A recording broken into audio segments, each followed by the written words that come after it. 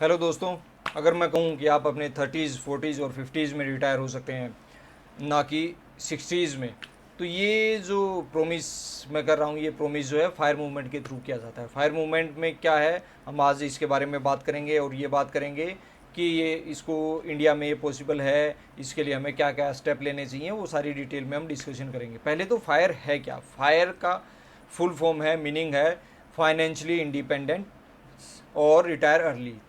इसमें क्या होता है कि हम स्टार्ट करते हैं, हम सेविंग करते हैं बहुत एग्रेसिवली, और फिर उसके कॉर्पस से हम जो है पैसिव इनकम जनरेट करके रिटायर हो जाते हैं। तो ये जो है, ये कंसेप्ट जो है यूएस में स्टार्ट हुआ था और अब धीरे धीरे इंडिया में भी काफ़ी ग्रो कर रहा है। इसमें हम फोकस हमारा वही रहता है कि हम बहुत ज़्यादा अग्रेसिवली, बहुत फ्रूगली लिए लिविंग रखें, बहुत अग्रेसिवली सेविंग करें, ताकि हमारा कॉर्पस जो है जल्दी से जल्दी अचीव हो जाए। अब आप का इसमें ये नहीं होता कि आप अपनी लाइफ को जीना बंद कर दें, इसमें है कि आप अपनी लाइफ को कैसे जिएंगे, ये आपके ऊपर होता है। तो और फाइनेंशियल फ्रीडम में ज़रूरी नहीं है कि आपको रिटायर अर्ली हो गए तो आप जॉब छोड़ना है, ये भी आपके ऊपर डिपेंड करता है कि आप जॉब करना चाहते हैं, कैसी जॉब करना चाहते हैं। आप ये डिसाइड कर सकते हैं कि आपको जो करंट है ये वाली करनी है, कोई और करनी है, कोई पार्ट टाइम करनी है, तो वो सारे आपकी फ्रीडम हो जाती है कि आप अपना काम अपने हिसाब से चूज़ कर सको। ये फायर मूवमेंट के कई सारे टाइप्स हैं, उसके अंदर भी हम डिस्कस करेंगे कि किस में कैसे कैसे हम प्लान कर सकते हैं। तो इसके की प्रिंसिपल क्या है। एक फर्स्ट पहला ये है फायर के लिए कि सेव अग्रेसिवली। हमें जो है अग्रेसिवली सेव करना है, हमारी जो इनकम है उसका 50% या अबोव सेव करना है, ताकि हम जल्दी से जल्दी हमारा जो कॉर्पस है उसको हम अचीव कर पाएँ। और अननेसेसरी स्पेंडिंग को बिल्कुल ज़ीरो कर देना है। हम यहाँ पे जो है वॉन्ट्स को हमें कंसीडर करना ही नहीं है। नीड्स और सेविंग, नीड्स और इन्वेस्टिंग, बस इसी पे फोकस करना है।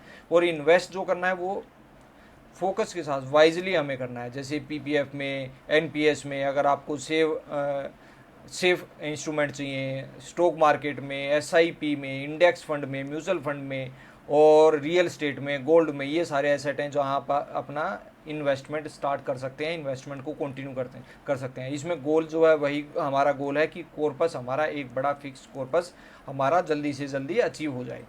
इसमें आपका अब कितना कॉर्पस अचीव करना है, इसके लिए एक फायर नंबर होता है कि जितना आपका एनुअल एक्सपेंसेस है उसके 25 टाइम्स जो है आपको कॉर्पस अचीव करना है। जैसे अब मैं कंसीडर करता हूँ कि हमारा expenses monthly 10 lakh, yearly 10 lakh है, तो हमें जो है 10 लाख का 25 टाइम 2.5 करोड़ जो है कॉर्पस हमारा होना चाहिए, ताकि हमारा जो आगे हमें कभी भी पैसे की शॉर्टेज ना पड़े, उस कॉर्पस से ही हमारी लाइफ हमेशा के लिए हो, 30 ईयर्स हो, 40 ईयर्स हो, उसके चलती रहे। अब इसमें क्या होता है कि हम 4% रूल कंसिडर करते हैं। अब ये 25 कहाँ से आया, तो ये यूएस का ही कैलकुलेशन है। ये 4% रूल से आया। ये इसमें हमने ये एजम्पशन लिया है कि हम 4% हमारे पोर्टफोलियो से, अगर पोर्टफोलियो या जो अभी हमारा है वेल्थ है, उस वेल्थ में से 4% ईयरली निकालते रहेंगे, तो उस 4% में हमारे एक्सपेंडिचर चलते रहेंगे और हमारी वेल्थ उसके बाद एडिशनल भी ग्रो करती रहेगी। तो ये 4% का रूल जो है वो इंडिया के लिए भी अप्लीकेबल है, क्योंकि इंडिया में जो है शेयर मार्केट का जनरली रिटर्न जो है पिछले एवरेज जो है 11 से 14% के एवरेज बीच में रहता है। अगर आप 4% आप ईयरली विड्रॉल भी करते हो तो 7 to 8% जो है इन्फ्लेशन को बीट करते हुए आपका जो है पोर्टफोलियो ग्रो होता रहता है। तो आपका कॉर्पस बढ़ता रहता है। In the end long run में वो शॉर्ट नहीं होता, आपका बढ़ता ही रहता है। आप उसमें से अपना कॉर्पस 4% जो है अगर आप निकालते भी रहते हो। इसमें इसके बाद क्या होता है, हमें ये जल्दी से जल्दी, जितनी जल्दी स्टार्ट करेंगे और कंसिस्टेंट रहना पड़ेगा हमें इसमें।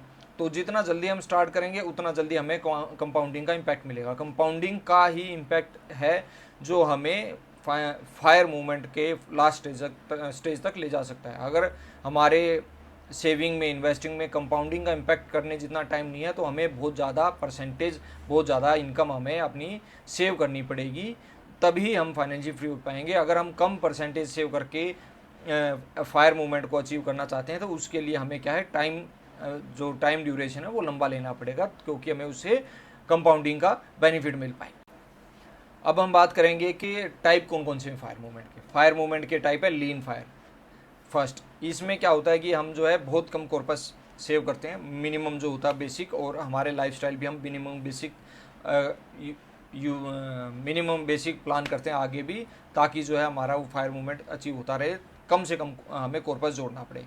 तो दूसरा सेकंड होता है फैट फायर। फैट फायर में क्या होता है, फैट फायर में होता है कि हम जो है हम अपनी कंफर्टेबल लाइफ आगे की प्लान करते हैं, तो उसके लिए कॉर्पस की रिक्वायरमेंट ऑटोमेटिक बढ़ जाती है, क्योंकि आपके मंथली एक्सपेंडिचर ज़्यादा, ईयरली एक्सपेंडिचर ज़्यादा है, कंफर्टेबल लिविंग के लिए तो एक्सपेंडिचर ज़्यादा चाहिएगा, तो आपका जो कॉर्पस का अमाउंट है वो अपने आप ही बढ़ जाएगा, तो इसके लिए हमें कॉर्पस की ज़्यादा ज़रूरत होती है। थर्ड है बरिस्ता। बरिस्ता फायर में हम क्या करते हैं कि हम ये सोचते हैं कि कुछ साथ में कुछ छोटा मोटा काम कर लेंगे, कुछ पार्ट टाइम जॉब कर लेंगे या कुछ ऐसी जॉब कर लेंगे, जिससे क्या है कि हमारा जो इन्वेस्टमेंट के में से हमें जो रिटर्न चाहिए या हमें जो उसमें से विड्रॉ करना है उसका अमाउंट कम रहे, क्योंकि कुछ हम अपने पार्ट टाइम वर्क से या कुछ अदर जॉब से हम जो है अर्न कर लें, ताकि हमारा विड्रॉल रेट कम रहे, तो हमारा कॉर्पस कम भी हो तो वो आगे हमारे फायर नंबर को पूरा कर दे।